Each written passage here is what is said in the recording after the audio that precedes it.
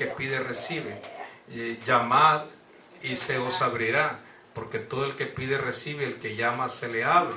Por lo tanto, ese tipo de enseñanza en las cuales muchas personas lo tienen en cómo querer obligar a Dios para que Dios le dé. Este personaje decía en ese mismo momento, no te conformes con lo que tú tienes, sino que tienes que pedirle más allá de las cosas de las que tú no tienes a Dios, para que Dios te da. Dios siempre está esperando que tú vengas y abras tu boca para con Él, para que Dios te dé siempre más de lo que tú necesitas. En esta área, este tipo de personajes están dependiendo de que si la persona no habla de ese tipo o esa manera para con Dios, Dios de alguna manera, de una manera u otra, no le puede otorgar más de lo que la persona no le ha pedido a Dios. Entonces estas personas no dependen, suenan como lógico. Pedid y se os dará, llamad y se os abrirá. ¿Cuál es la otra? Buscad y hallaréis. Entonces, en esta área, cuando Jesús habla eso, recuerden algo tan importante, que Jesús viene y nació bajo el conocimiento de la ley. Aunque Él fue instruido conforme el conocimiento de la gracia, pero Él tenía que cumplir la ley. Hay momentos que Jesús hablaba en gracia y hay momentos que Jesús hablaba en ley. Y eso es importante. Por ejemplo, cuando sanó a una persona, le dijo, ved y presenta esta ofrenda al sacerdote. O sea, era lo que la ley decía, que presentara una ofrenda al sacerdote. Entonces vemos en sí que Él viene y hace énfasis de la ley, recordando que Él tenía que cumplir la ley de Dios. Pero hay momentos que Él hablaba en gracia, por eso Él decía, pedid y se os dará. ¿Es mal orar? No es mal orar. Ahora, siempre y cuando nosotros tengamos un conocimiento de gracia, de predestinación, un conocimiento de soberanía, sabiendo yo que yo, primeramente, nunca voy a obligar a Dios para que Dios me dé. Porque entonces estoy dependiendo de mi fuerza para obligar al sobrenatural para que me dé.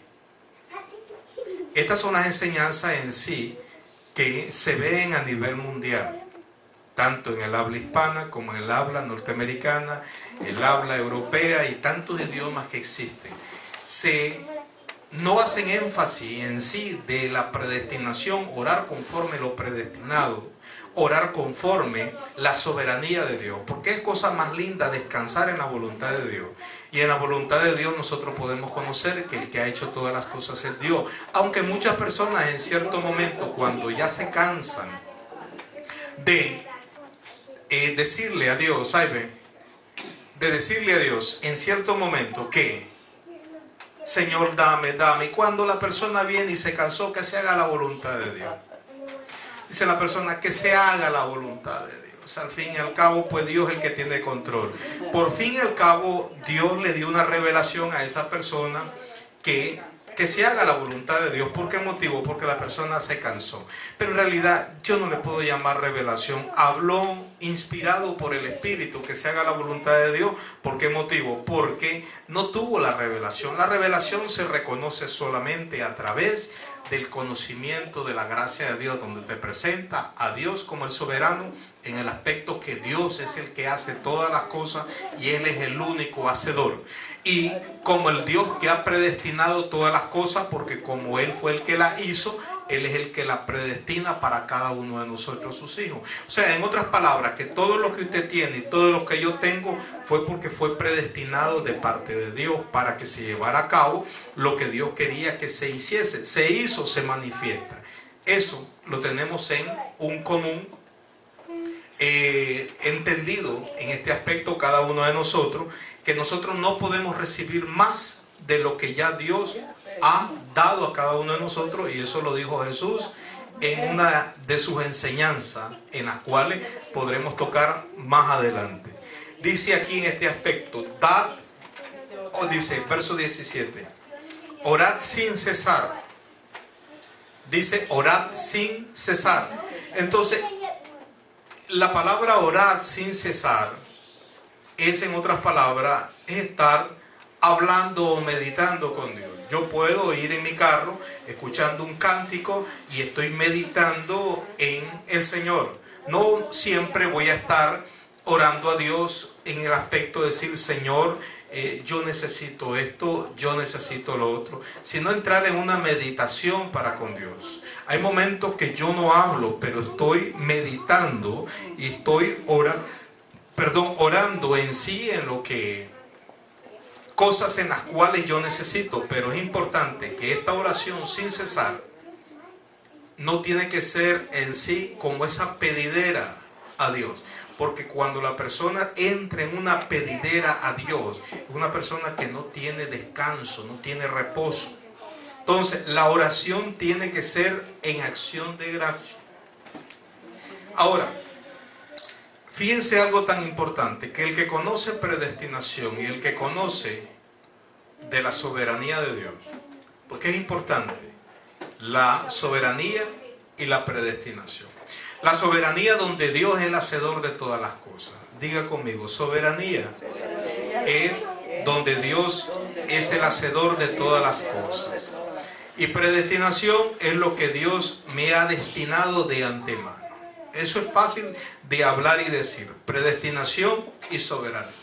Cuando las personas no oran conforme la predestinación y no oran conforme la soberanía de Dios, la persona nunca va a tener un reposo, un descanso, nunca va a estar contento, nunca va a estar gozoso. ¿Por qué? Porque hay una insuficiencia en la persona, porque Dios no le ha dado lo que le ha pedido. La acción de gracia es para entrar en una alabanza, en una adoración a Dios de gracia. Es ser agradecido, es una adoración a Dios, es una alabanza muy poderosa a Dios, como lo que hacía el salmista David en la antigüedad, que le daba gracias a Dios, alababa a Dios, porque veía la grandeza, las maravillas. Él decía, cuando veo los cielos, obra de tus manos, y él daba gracias a Dios por todo ese aspecto. Entonces, en esta área, la acción de gracia se convierte en una adoración para cada uno de nosotros, porque le hemos creído a Dios. El que no le ha creído a Dios, no le da gracias a Dios. Y fíjense algo, tanto el amor a Dios como el amor a nuestro semejante o a nuestro prójimo van en un común de acuerdo, igual que la acción de gracia para con Dios y la acción de gracia para con nuestros hermanos van siempre en un común de acuerdo. Y eso es importante, que no pueden despegarse el uno para con el otro. Así, de la manera como nosotros abundamos en amor a Dios, abundamos también en amor a nuestro prójimo. Así como abundamos en acción de gracias a Dios, abundamos en acción de gracia para con nuestros hermanos. Porque la Escritura dice, y sed agradecidos en todo. Y el ser agradecido es una cosa muy importante, sea buena o sea mala. Traigo a colación esto porque en este momento el hermano Benihín ha sido críticamente, está sufriendo una crisis tremenda, déjeme decirle, emocionalmente en ese aspecto. Muchas personas, después que han saboreado y han gozado de un beneficio, de un ministerio como el que Dios le ha dado al hermano Benihín, hoy está siendo sumamente tan criticado por causa de lo que le ha sucedido. Un error es imposible que el hombre lo perdone. A veces muchas personas se van y se mueren con esa cosa de no querer ni oír al hermano Benihín. Pero hay otros que no. Hay otros que sí valoran en sí el ministerio que Dios le ha dado al hermano Benihín y dicen, pues gracias a Dios, mire, han traído multitud de personas a Cristo, ese hombre, a través de Cristo.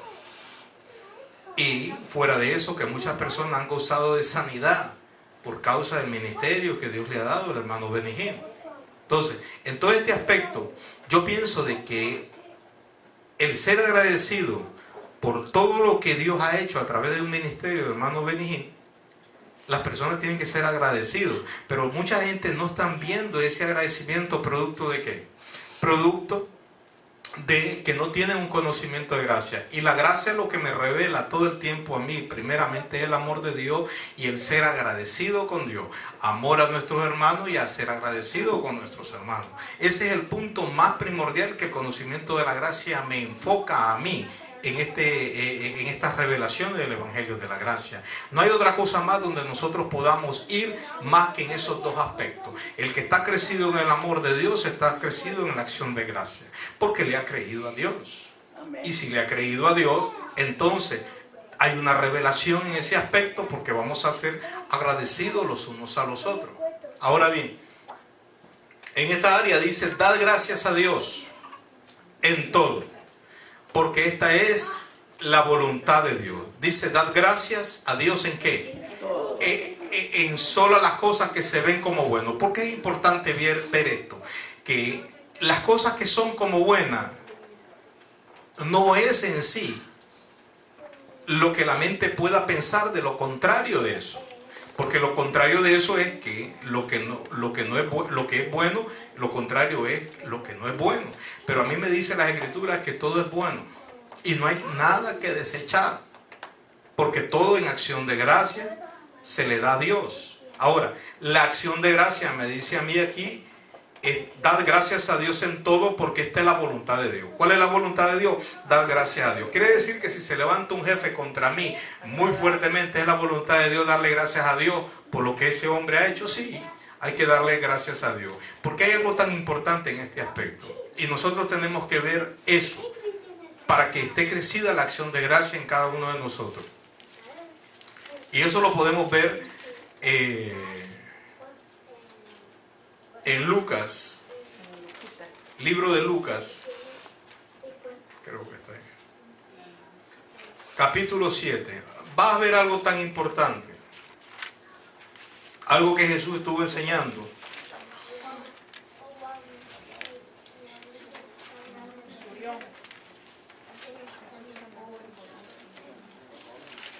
Vamos a leer del verso 36, 7:36 en el libro de Lucas. En esta área,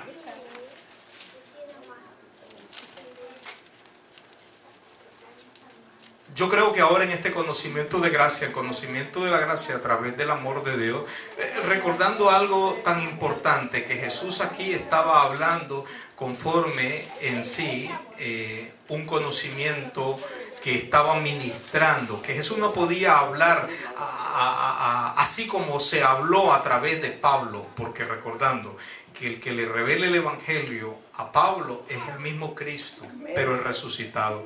Pero aquí Jesús en los días de su carne no podía hablar abiertamente como le habló a Pablo para que nos enseñara el Evangelio. Aquí él decía de esta manera: uno de los fariseos rogó a Jesús que comiese con él, y habiendo entrado en casa del fariseo se sentó a la mesa. Entonces una mujer de la ciudad, que era pecadora, al saber que Jesús estaba a la mesa en casa del fariseo, trajo un frasco de alabastro con perfume, y estando detrás de él a sus pies llorando, comenzó a regar con lágrimas sus pies y los enjugaba con sus cabellos, y besaba sus pies y los ungía con el perfume. En ese tiempo ese alabastro era una cosa carísima, un perfume de lo más caro. Yo oí decir ahorita que hay un perfume que vale 7,000 y algo de dólares, que solamente los millonarios pueden comprarlo. O sea, yo pensé que los perfumes costaban 100 y pico, 200, lo más caro, pero me dijo alguien: no, yo usé de ese perfume que vale 7,000 dólares. Yo lo ignoro, no sé, yo hasta ahora que escucho de esto. Pero este perfume que esta mujer tenía, lo tenía en ese momento, que este perfume costaba como 300 dracmas, algo así, según los escritores, que era lo más caro que había en aquel tiempo.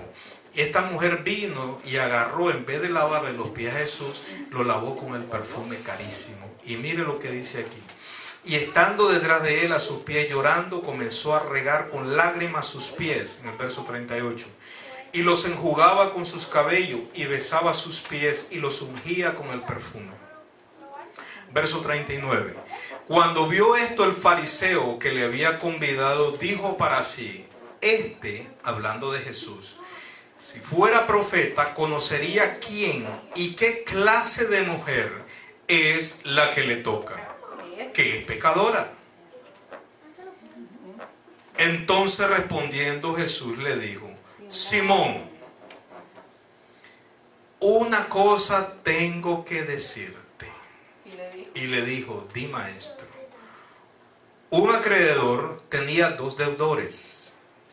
El uno le debía 500 denarios y el otro 50. Fíjense bien, hay 2 personas que le debían a esta persona 500 denarios y el otro 50 denarios. Y no teniendo ellos con qué pagar, perdonó a ambos. Di pues, ¿cuál de ellos le